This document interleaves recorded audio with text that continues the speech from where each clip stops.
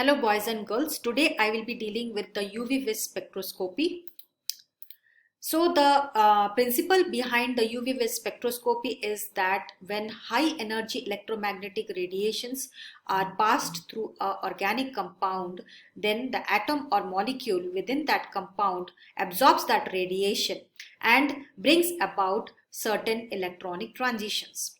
So we very well know when the molecule is positioned in the ground state, the electrons are in the sigma, pi or n molecular orbitals. Now when the electrons they absorb such radiation, they are promoted to the higher energy state. So depending upon the transition, the a particular peak appears in the spectrum. As I said earlier, spectrum is nothing but a graph of the intensity of the absorption versus the frequency or the wavelength. So the position of the peak helps us to gives us vital information regarding the qualitative and the quantitative determination of organic compounds. Now, this is a very vital information. The UV spectral range is 190 to 400 nanometers and the visible range is 400 to 800 nanometers. So, the spectrum that appears as a result of the interaction of electromagnetic radiation with matter, the position of the peaks helps us to determine the electronic structure of that particular organic compound. So now here let us see what type of information is obtained from UV-Vis spectroscopy.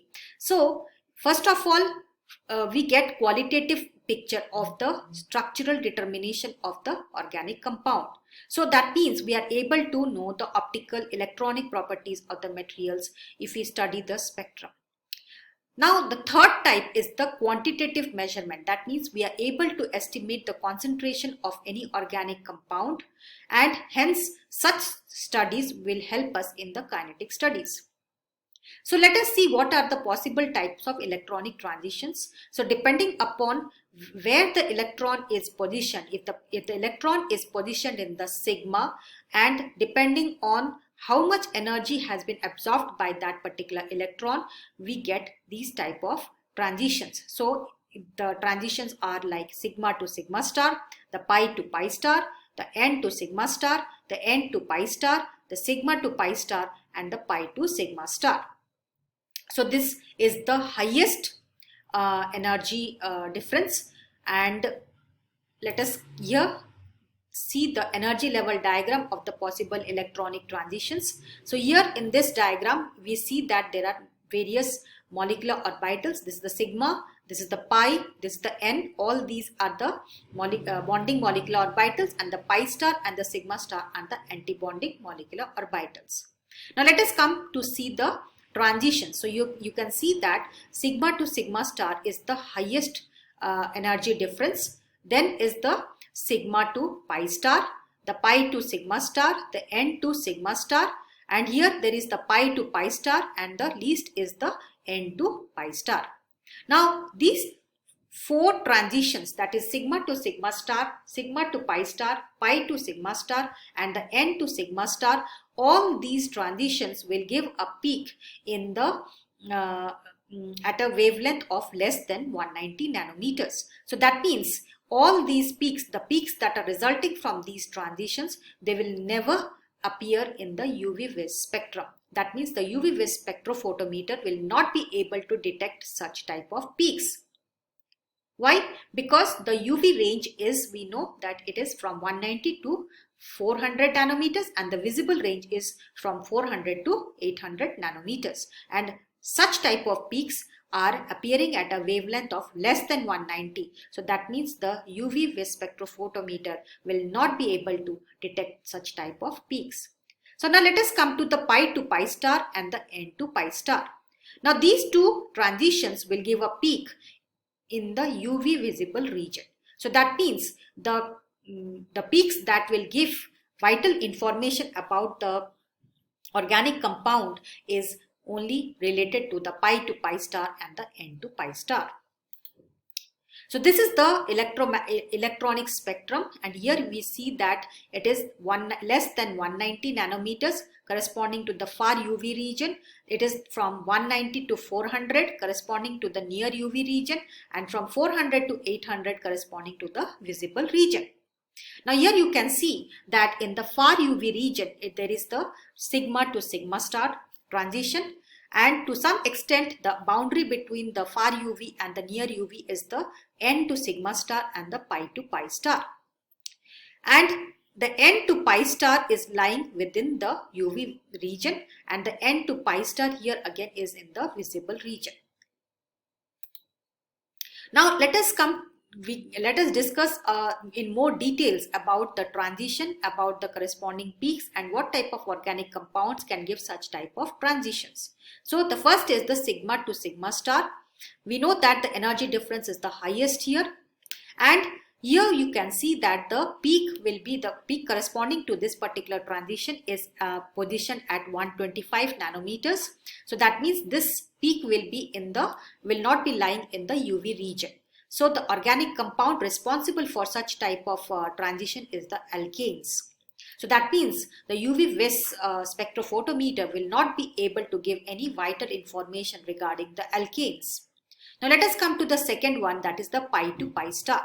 The wavelength of that particular of the corresponding peak is 170 to 205 nanometers, and the organic compounds responsible are the double bond, triple bond, the carbonyl compounds, the nitriles, and the aromatic compounds. Now the third type is the N to sigma star. The peak will be positioned at around 150 to 250 nanometers. Saturated compounds containing atoms with lone pair of electrons, that means the non-bonding electrons like oxygen, nitrogen, sulfur, halogens, will be giving such type of transitions. The fourth type is the N to pi star. The peak will be observed at around 300 nanometers, and the compounds responsible are having the functional groups like C double bond O, C triple bond N, and N double bond O. Now all these three types of transitions are of vital importance to the UV-Vis spectrophotometer. So that means the vital information regarding the structural determination of organic compounds can be obtained from these particular peaks. Now the last one is the sigma to pi star and the pi to sigma star. Now such type of transitions will be giving a peak of very less intensity, and hence they are forbidden and they are of no use for the UV-Vis spectrophotometer. Now there are certain terminologies which are very important for UV-Vis spectroscopy. Now certain functional groups like the double bond, triple bond, or the double bonds attached to a heteroatom like oxygen, nitrogen, sulfur, halogens. Now such type of functional groups are responsible for giving color. Now we very well know if a peak is positioned in the visible region, that means from 400 to 800 nanometers, then such peak will be able to give color. So that means if whatever colored substance that we are seeing around us, that is because of electronic transitions giving a particular peak in the visible region.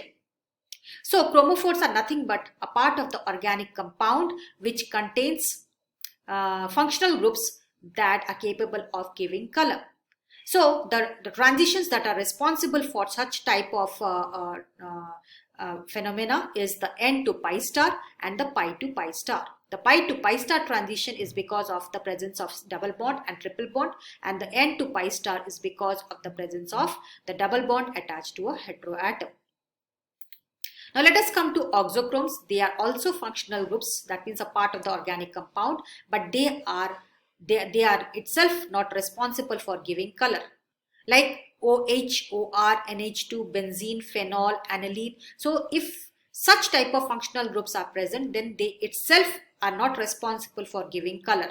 But if they are present in the vicinity of a chromophore, what alterations they can provide is that they can alter the wavelength, or they can alter the intensity of the absorption. That means in the spectrum, the peak height and the peak position both get altered if a auxochrome is present besides a chromophore.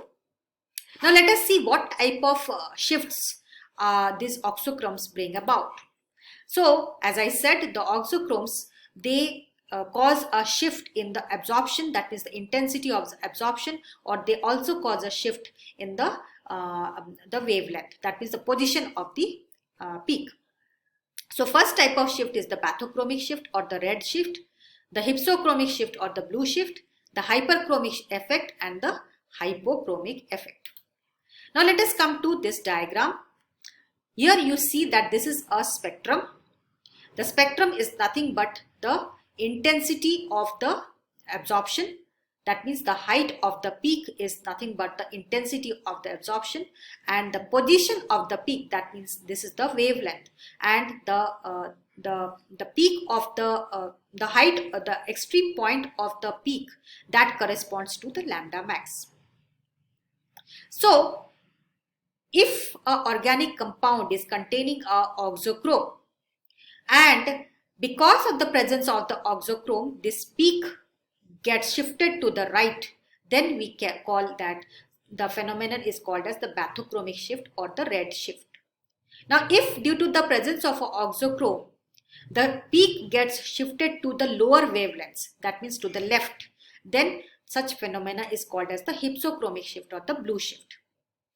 Now if a particular oxochrome leads to a increase in the intensity of the peak, that means the peak gets the height of the peak increases, then the phenomena is called as the hyperchromic effect. And if because of the presence of a particular oxochrome, the height of the peak decreases in the intensity, that means the intensity of the peak decreases, the phenomena is called as the hypochromic shift. So here you can see that hypsochromic shift is because of the removal of conjugation. What is conjugation? That means it is a double bond and single bond in continuation. That means the single bond, double bond, single bond, double bond, this phenomena is called as the conjugation. So if a conjugation, if a organic compound contains innumerable single bond and double bond, single bond and double bond, then the peak increases, or the peak that gets shifted to the right. And if you remove the conjugation, then the peak shifts to the left. So that is because of the hypsochromic shift. Now also if there is a change in the polarity of the solvent, then the peaks get shifted to higher wavelength. Like paranitrophenol, when it is present in alkaline medium, so the product that is obtained, that causes a shift to the higher wavelength. Similarly, hyperchromic effect, the increased intensity of peak is because of the presence of oxochromes, and decreased intensity of peak, example is naphthalene and 2-methyl naphthalene. So the last point is that the UV-Vis spectroscopy also helps us for the quantitative estimation. Now, if you want to determine the concentration of an organic compound present in a solution, so that information can be obtained from the UV-Vis spectroscopy, and this is a vital information that is obtained from UV-Vis spectroscopy. So how will you determine the concentration of an analyte? That can be determined by measuring the absorbance at a specific wavelength. So that means you are to place the solution containing the organic compound in the UV-Vis photometer, and on passing the electromagnetic radiation, the spectrophotometer will give the specific wavelength at which the peak is positioned in the spectrum. So after determining the specific wavelength for that particular organic compound, we apply the Beer-Lambert law. Now the law states that the absorbance, that means the amount of radiation absorbed, is directly proportional to the concentration of that particular organic compound. So that means this is a proportionality constant, and that is nothing but the molar absorptivity. B is the path length, that means the length of the length through which the radiation is traversing. So this is a constant. The molar absorptivity value is constant. So that means by changing the concentration, we also get different values of the absorbance. And if we plot a graph of the absorbance versus concentration, we can determine the concentration of an unknown unknown organic compound. So this is the end of the UV vis spectroscopy.